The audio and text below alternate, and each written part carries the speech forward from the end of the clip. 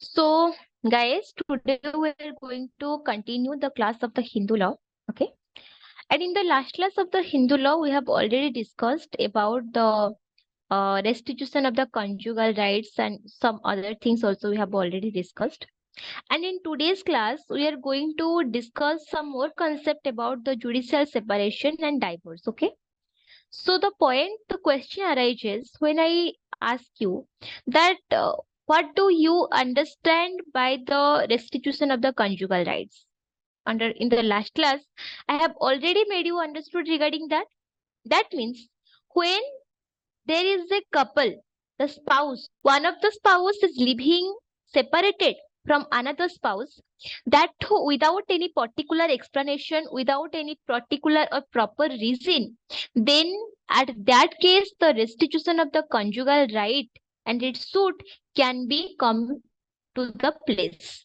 For example, me and my husband, मान लीजिए I'm married, I'm having a husband. After the 5 to 6 months of the marriage, my husband left me and started living separately from me. And my husband is living separately from me from last 1 year. एक साल से वो मेरे साथ नहीं रह रहे हैं. So when I'm asking my husband about the reason कि वो मेरे साथ क्यों नहीं रह रहे हैं, like what is the reason he is not staying with me, there is no particular appropriate answer near him कि वो मेरे साथ क्यों नहीं रहना चाहते हैं. Like there is any other reason might be associated with there, but there is no specific satisfactory reason for that, for which one of the spouse, it might be the husband, it might be the wife, एक दूसरे के साथ रहना नहीं चाहते हैं या एक दूसरे से दूर रह रहे हैं. So after marriage, it is the right of every spouse. अगर मैं husband हूं तो मेरा right है, अगर मैं wife हूं तो मेरा right है to stay together with my another spouse, to stay together with my wife, to with my husband, or to stay in contact with that person. ये मेरा right है. बट अगर मेरा ये राइट का वायोलेशन हो रहा है, then that comes under the suit of the restitution of the conjugal rights. The conjugal right means conjugating together, that means living together. जहां पे this right is getting violated, at that place the suit for the restitution of the conjugal right can take place. And after the suit of the restitution of the conjugal rights, it is the duty of the court to send a notice to the another spouse that what is the reason. Court उनको पूछेगा कि भाई क्या reason है, आप अपने पति के साथ या अपनी पत्नी के साथ क्यों नहीं रह रहे हो. अगर उनको रीजन जो भी देता है अनदर पार्टनर सही लगा कि हाँ ठीक है, ये रीजन काफी है कि अपने पति अपने पत्नी के साथ नहीं रहना चाहिए या फिर पत्नी अपने पति के साथ नहीं रहना चाहिए, अगर एक रीजन काफी रहता है, then only the particular person और the court approves that person कि हाँ ठीक है आप इनके साथ मत रहो, ये आपका मर्जी है. बट अगर कोर्ट को लगता है कि ये जो रीजन दे रहा है another spouse that is completely irrelevant. For example मेरे को पूछा जाएगा कि आप अपने पति के साथ रहना क्यों नहीं चाहते हो, मैं बोल रही हूँ कि अरे मेरे को मन नहीं है उनके साथ रहने का, मेरे को अपना फ्रीडम में जीना है इसलिए मैं बाहर रह रही हूँ, ये कोई रीजन है?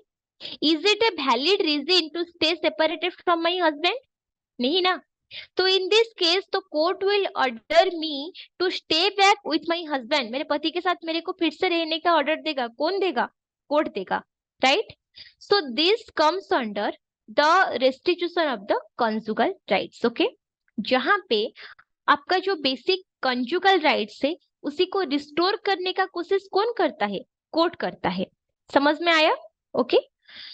So there is another concept that is called the judicial separation. तो यहाँ पे आप मुझे पूछ सकते हैं like ma'am what do you mean by the judicial separation? जहाँ पे the spouse is getting separated with the judicial consent. जहाँ पे with the consent of the court of law, with the consent of the justice, both the parties are staying separately. That is called the judicial separation.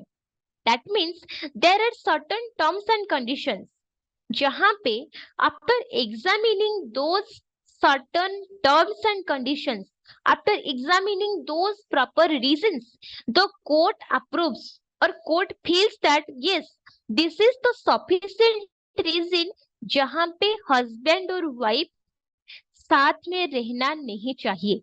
In this case, the court may order for the judicial separation. Clear? Okay. So, uh, and the third thing, that is the divorce.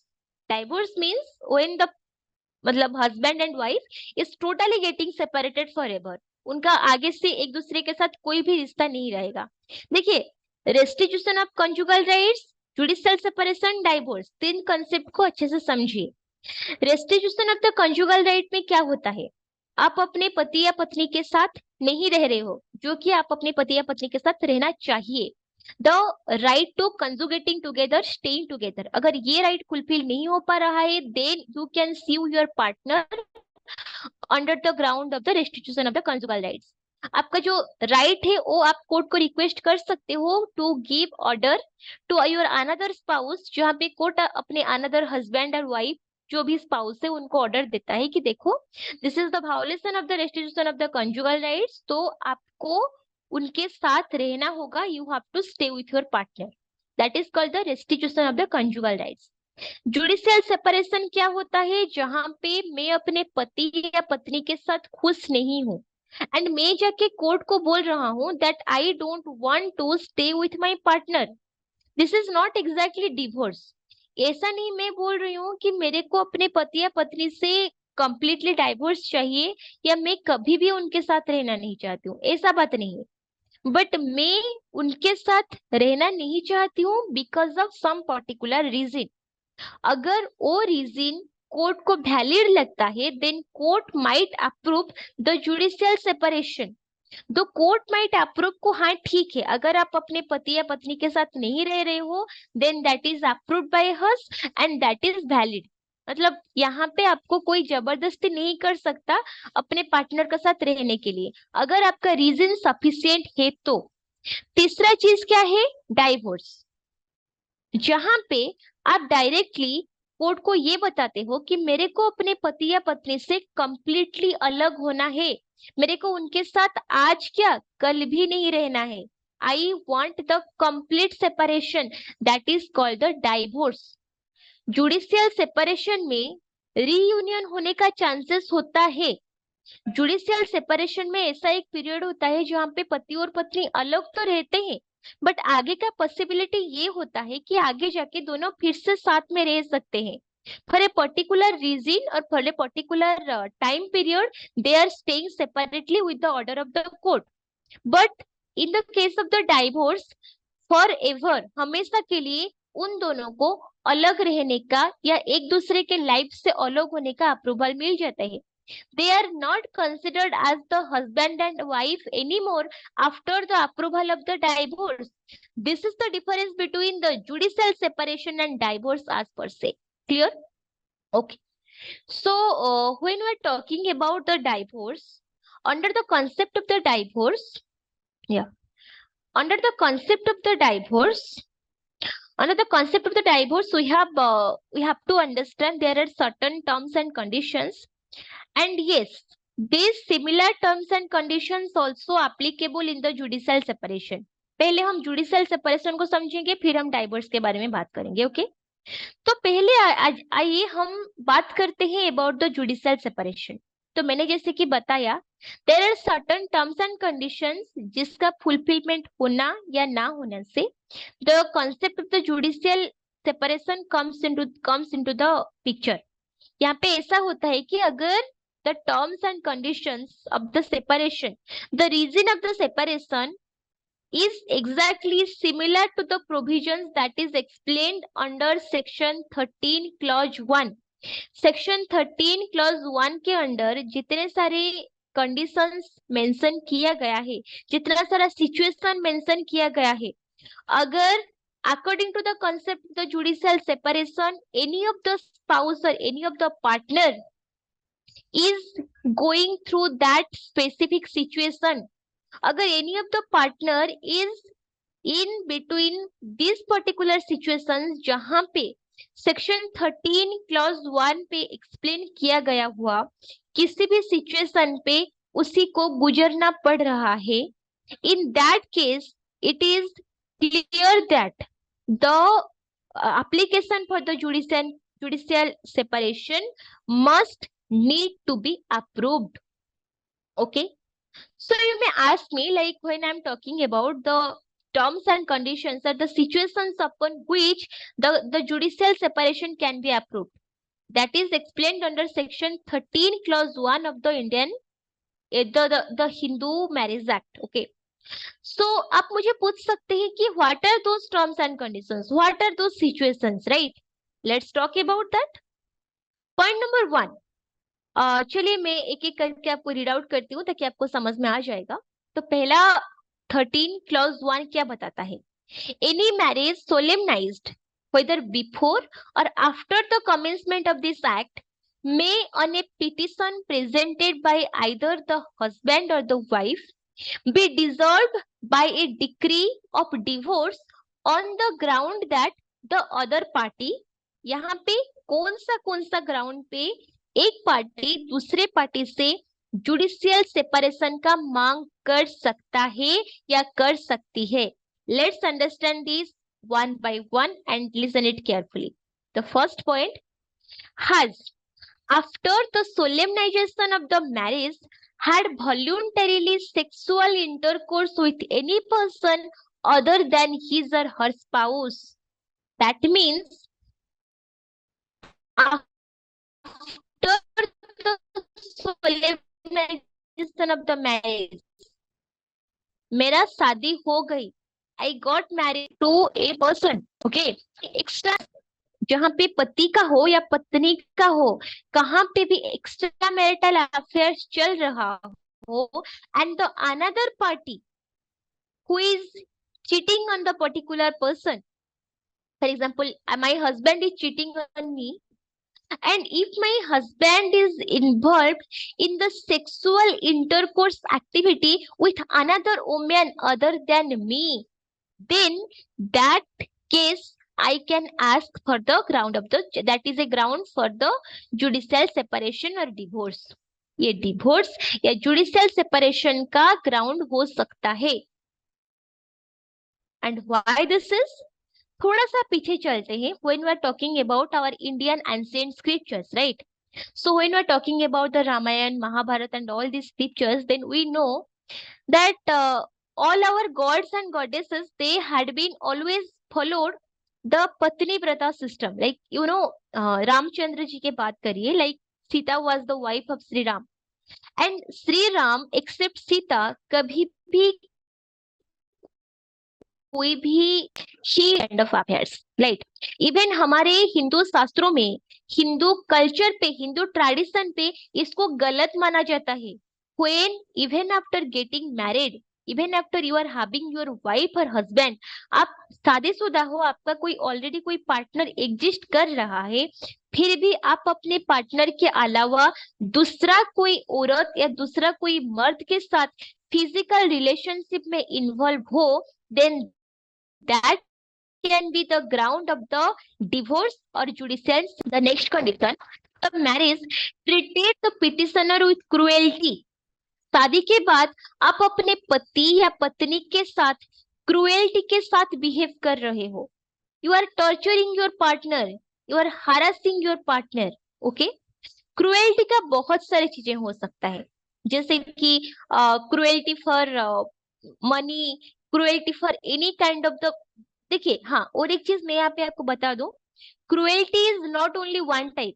Cruelty is basically of two types, physical cruelty and mental cruelty.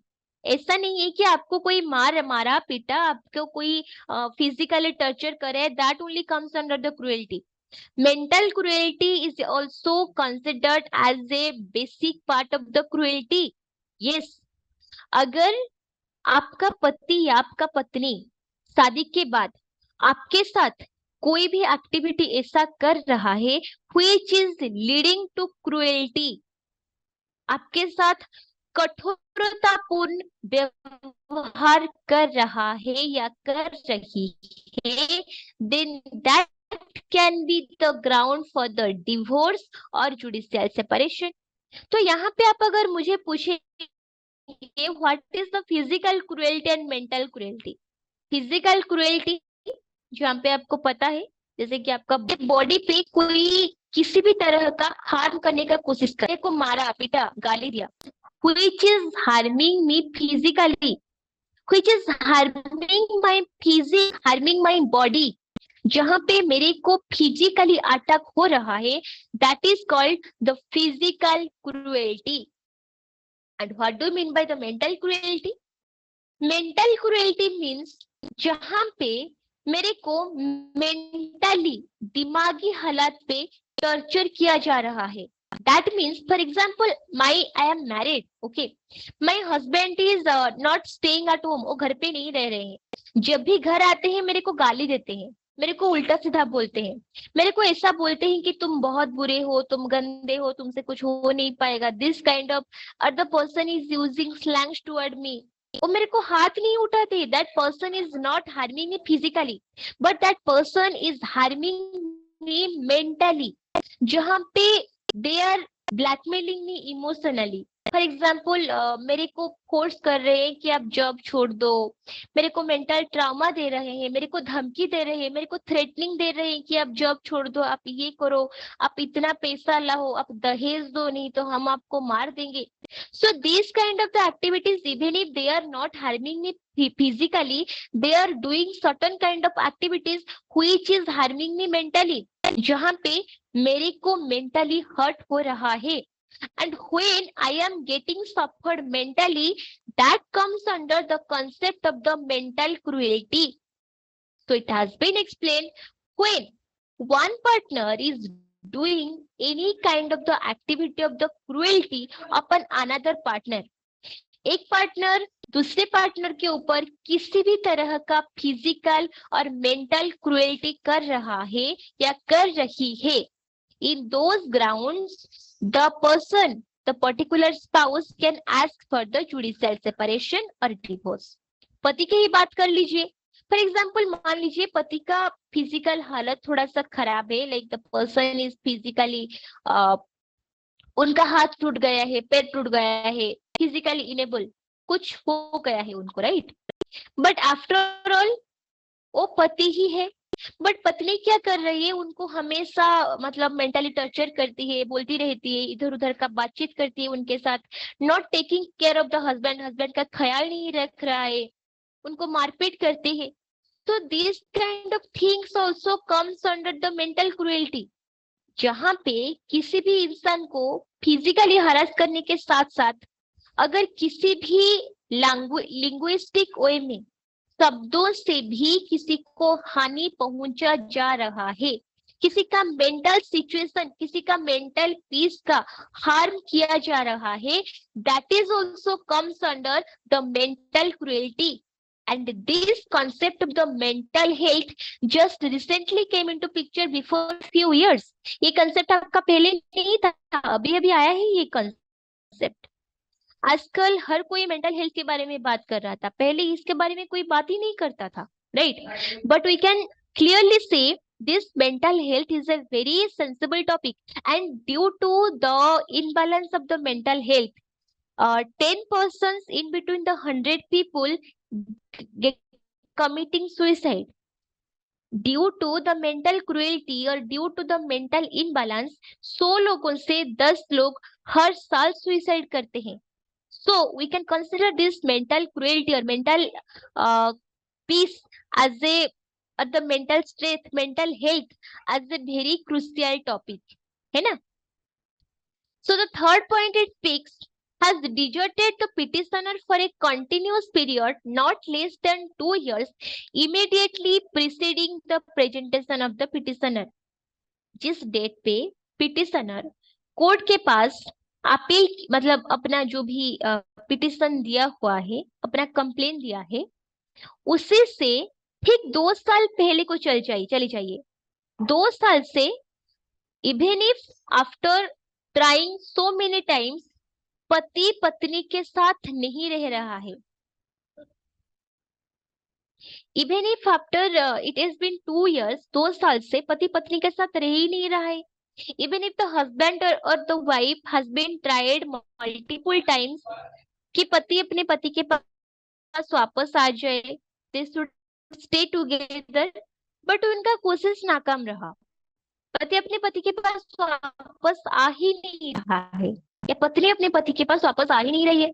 So it has been 2 years जहां पे husband और wife साथ में नहीं रह रहे। Okay, for example I am a wife and I have been मतलब put my application for this concept of the divorce और फॉर द जुडिशियल सेपरेशन, जहाँ पे मैं ये बोलती हूँ कि देखिए ना, 2 साल हो गया है वो मेरे साथ रह ही नहीं रहे, he is staying separately, so he is not taking care of me, he is not taking care of my child, so there is no point to continue this marriage, because यहाँ पे अगर मेरा पति मेरे साथ रह ही नहीं रहा है, 2 साल से वो मुझसे दूर है, तो आगे जाके वो मेरा क्या ही ख्याल रखेगा। So I don't want to continue this marriage anymore. So at this point the court में अप्रूव कि हाँ ठीक है, आप जो बोल रहे हो सही बोल रहे हो, and the court can approve for the judicial separation as well as the court may approve for the divorce. This can be a very strong ground for the judicial separation or divorce itself. Then the next point, has ceased to be Hindu by conversion to another religion. See, this is a most important point. ये बात याद रखिए. If a person has been ceased to be a Hindu by conversion into another religion, in that case the wife or the husband can claim for the divorce or can claim for the judicial separation, है ना? तो पहले हम बात कर रहे थे कि लाइक देखिए, if you are married and you are having a spouse, right? If your spouse is getting converted to another religion, obviously in all the cases if you still choose कि नहीं चलो मेरा ही पति है, he changes the religion, तो क्या हो गया, मैं उसके साथ रहना चाहती हूँ, but I don't want to change my religion, then it's fine. कि नहीं मैं हिंदू हूँ, मेरा बंदा जो है, मेरा पति जो है वो मुस्लिम हो गया, so how I am going to adjust with that person, मेरे से नहीं होगा, so I want to stay separately from him. So here in this case the court can grant for the separation. Court बोलेगा कि हाँ ठीक है, अगर आपको मंजूर नहीं है, अगर आप अपने पति या पत्नी के साथ रहना नहीं चाहते हो just because उसने अपना रिलीजन चेंज किया है, then that is been approved. ना एक बहुत बड़ा चीज होता है. We follow our own concept, we follow our own traditions. But जहाँ पे हम दोनों में से एक भी कोई स्पाउस अपना religion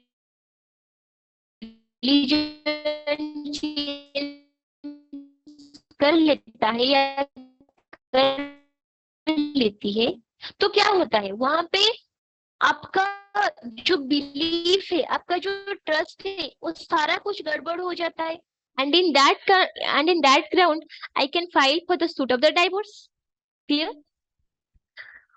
Then the next point, it has been claimed that has been incurably of on-spent and has been suffering continuously or in such a kind of extent that the petitioner cannot reasonably be expected to live with that respondent.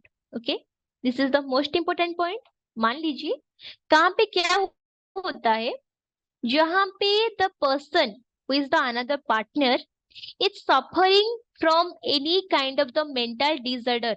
उनको कोई दिमागी हालत में, the person is suffering from any kind of the mental problem, जहाँ पे एक partner को दूसरे पार्टनर के साथ रहना ही पॉसिबल नहीं है. The partner is unable to stay with his or her spouse due to the mental disorder of that particular person. So when there is such kind of condition, then the suit for the divorce or suit for the judicial separation can be granted. मान लीजिए my husband is suffering from the mental disorder, जहाँ पे उनको suddenly इतना गुस्सा आता है या फिर that person gets out of control and he starts beating me, he starts like harming me, जहाँ पे मेरे जान को खतरा है, आई एम इन डेंजर, मेरे को पता है कि मैं अगर अपने पति या पत्नी के साथ रहना शुरू कर दूंगा या कर दूंगी, then I am going to die, मैं मर जाऊंगी, या फिर मेरे को कोई भी नुकसान हो सकता है, मेरा तबीयत खराब हो सकता है, मेरा मतलब किसी भी तरह का इंजुरी मुझे हो सकता है due to the mental disorder of that particular person, and in that case I have all right to file a suit for the judicial separation कि नहीं, मैं यहाँ पे अपना पति या पत्नी के साथ अभी के लिए रहना नहीं चाहती हूँ, because this is the reason, मेरे जान को खतरा है, मेरे को नुकसान हो सकता है, and that is why I don't want to stay. Got it? So these are the grounds under section 13 clause 1. And अभी हम बात करते हैं about the judicial separation. Okay, तो यहाँ पे क्या मेंशन किया गया है? Under section 10 of the Hindu Marriage Act, the concept of the judicial separation has been explained. Okay, so how does it speak?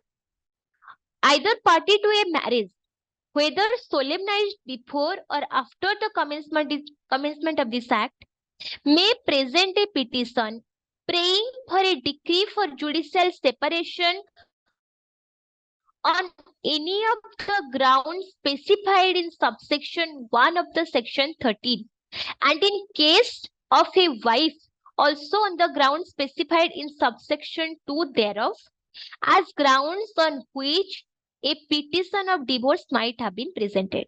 यहाँ पे ये बोला जाता है judicial separation is basically, and the clause 2, where a decree for the judicial separation has been passed, it shall no longer be obligatory for the petitioner to cohabit with the respondent, but the court may petitioner, or on being satisfied of the truth of the statements made in such petition, resign the decree if it considers it just and reasonable to do so. Okay, तो judicial concept separation का concept मैंने आपको समझाया था कि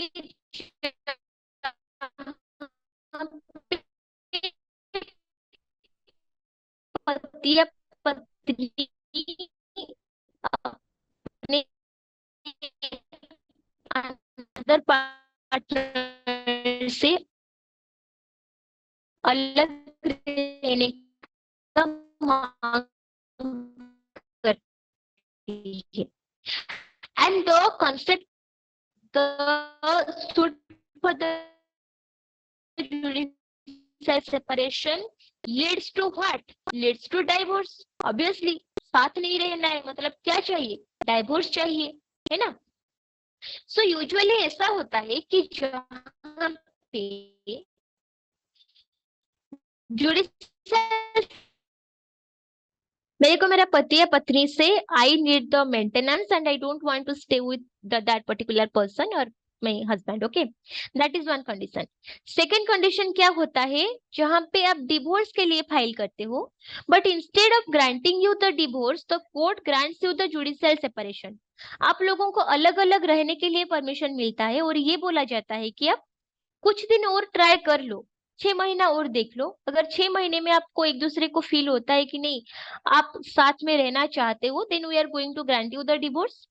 अगर आपको लगता है कि 6 महीने के बाद कि नहीं हम दोनों साथ नहीं रह पाएंगे, then we are going to grant you the divorce. Okay, तो ठीक है, ये कॉन्सेप्ट हुआ आपका जुडिशियल सेपरेशन का. डिवोर्स से पहले कोर्ट क्या देगा? जुडिशियल सेपरेशन अप्रूव करेगा. कोर्ट बोलेगा कि आप एक दूसरे से अलग रहो कुछ दिन, कुछ महीना, बेसिक किया जाता है the period of judicial separation. उसके बाद अगर कोर्ट को लगता है कि नहीं अभी भी दोनों पार्टी एक दूसरे के साथ रहने के लिए कंपेटेबल नहीं है, दोनों पार्टी एक दूसरे से अलग रहना चाहते हैं, then the judicial separation next converts into the divorce. दोनों पार्टी को डाइवोर्स ग्रांट जाता है. क्लियर? जुडिशियल सेपरेशन के लिए हमने जो 13 क्लॉज 1 के अंदर जितने सारे क्लॉज, जितने सारे प्रोविजंस, लाइक मेंटल डिसऑर्डर होना चाहिए उनका, और दैट पर्सन हैज बीन मतलब उसने सन्यासी बन गया, या फिर उसने चेंजेस तक कोई रिलीजन को अपना लिया, मुस्लिम बन गया, क्रिश्चियन बन गया। In these conditions, the another spouse can ask for the judicial separation or can ask for the divorce. That is a strong ground जहाँ पे पति पत्नी बोल सकती है, कि बोल सकता है कि नहीं, मेरे को अभी अपने पार्टनर के साथ नहीं रहना है, because I am not happy over here. Got it? So this is the concept of the judicial separation, जहाँ पे by the judiciary both of the spouses are getting separated. And once the concept of the judicial separation or the suit for the judicial separation is being approved, एक बार the suit of the judicial separation approved हो जाता है ना, another spouse is not responsible or not liable to stay with the another party. को judicial separation approved हो जाता है, then I am not my husband or wife. मेरे को कोई जबरदस्त नहीं है मैं अपने पति या पत्नी के साथ रुकूं. I have no basic force to stay with my partner if I have been granted the judicial separation by void. We know that under section 5 हमने कुछ टर्म्स एंड कंडीशन डिस्कस किए थे. क्या क्या किए थे? Like we have discussed conditions of the Hindu marriage. Okay, तो clause आई भी एंड भी ऑफ द सेक्शन 5 ये काफी मैटर करता है. लेट्स अंडरस्टैंड दी आई भी एंड भी. आई में क्या बोला, क्लॉज आई में क्लॉज 1 में क्या बोला जाता है? Neither party has a spouse living at the time of the marriage. I भी में क्या बोला जाता है? The parties are not within the degrees of the prohibited relationship unless the custom or usage governing each of them permits of marriage between the two. Okay, and the last point the भी ये बोलता है the parties are not sapindas of each other unless the custom or usage governing each of them permits the between the two. तो ये 3 condition पे marriage is totally void in nature. यहाँ पे marriage को भॉइड माना जाएगा. Got it? So what do you mean by the like ये 3 कंडीशन ऑफ द सेक्शन 5. हमने जो पहला कंडीशन क्या है सेक्शन 5 का क्लॉज 1 पे ये बोला जाता है कि neither party of the spouse living at this the point of the marriage. इसका मतलब अगर मैं शादीशुदा हूँ देन मैं दोबारा शादी नहीं कर सकती. अगर मैं शादी कर रही हूँ तो मेरा शादी करने के टाइम मेरा दूसरा मतलब मैं पहले जिससे शादी किया हो आइदर उसके साथ मेरा डिवोर्स होना जरूरी है या फिर उनका मौत हो जाना चाहिए. मतलब I am not telling it that इसकी मौत हो जाना चाहिए. मतलब मैं ये बोल रही हूँ कि if I am a widow, मेरा पति का ऑलरेडी मौत हो चुका है और there is a certain condition जहां पे आई एम ए डिवोर्सी, मेरा डिवोर्स हो चुका है या फिर आई एम ए विडो, ये दोनों कंडीशन पे ही आप दोबारा शादी कर सकते हैं. या फिर अगर मेरा कभी पहले से कभी शादी हुआ ही ना हो तो भी मैं शादी कर सकती हूँ. बट अगर शादी करने के टाइम मेरा ऑलरेडी कोई पति है या अगर मैं एक लड़का हूं, अगर मेरा ऑलरेडी कोई वाइफ एग्जिस्ट कर रहा है या कर रही है, then in that condition my marriage is considered as a void marriage. According to the Hindu Marriage Act, the second marriage is totally not acceptable in law. Second marriage को Hindu law के हिसाब से void माना जाता है. That is called a void marriage when a person is marrying another person after being married once. मैं शादीशुदा हूँ फिर भी मैं दोबारा शादी कर रहा हूँ या कर रही हूँ, then that second marriage is considered as void marriage in nature. उस शादी को शादी माना ही नहीं जाएगा.